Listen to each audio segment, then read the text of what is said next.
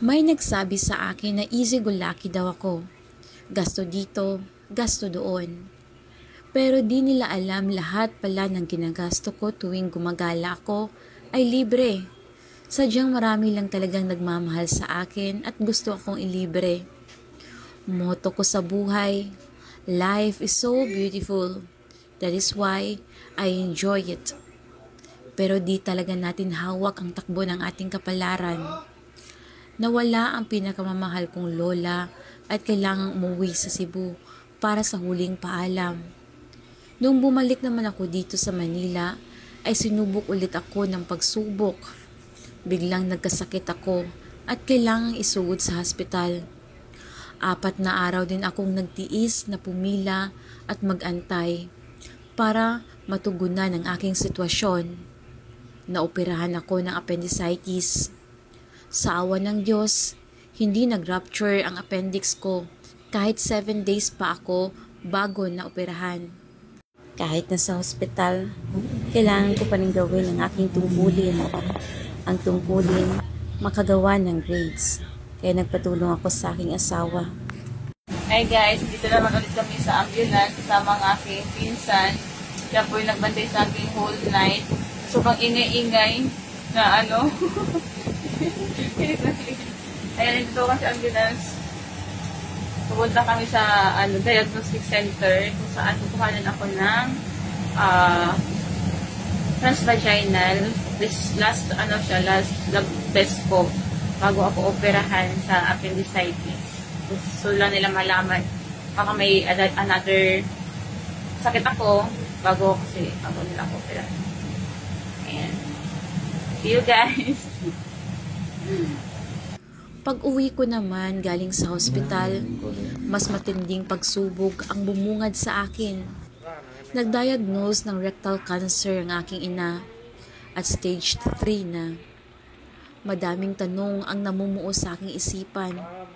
Sa kabila ng pagiging aktibo sa charity o pagtulong sa mahihirap, ay bakit naman ito sunod-sunod na aking naranasan? Hindi ko alam anong gagawin ko noon. Tanging gusto ko lang ay pumunta sa Quiapo Church at magdasal, mag-confess at humingi ng payo. Sambit ko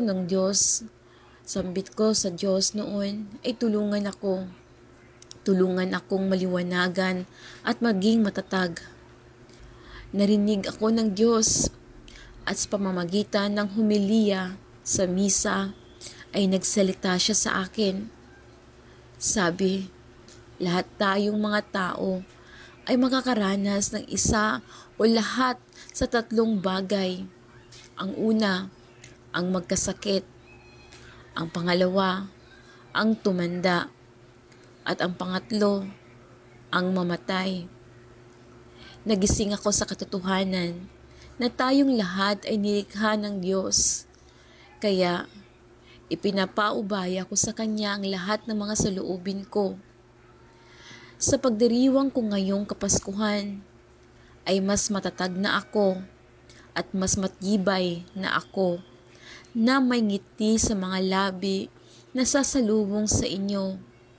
Patuloy ang buhay, patuloy ang pagkayod. Lihok tao kay tabangan tika. Ang tunay na diwa ng Pasko ay ang mga aral na ibinabahagi ng Panginoon na siyang tumubos sa kasalanan ng sanlibutan. Bagay na angkop lang guminitain sa pagdalo ng banal na misa sa mga bahay, dalanginan at hindi sa mga mamahaling pasyalan. Ang Pasko ay hudyat ng pagmamahalan, anumang tampuhan at di pagkakaunawaan, tuldukan at ibaon sa limot. Ang panlalamang sa kapwa, ating nang talikdan. Maging mabuting huwaran sa mga kabataan, responsable sa bawat ginagawa at pagpapasya, gayon din sa pagkalinga sa kapwa.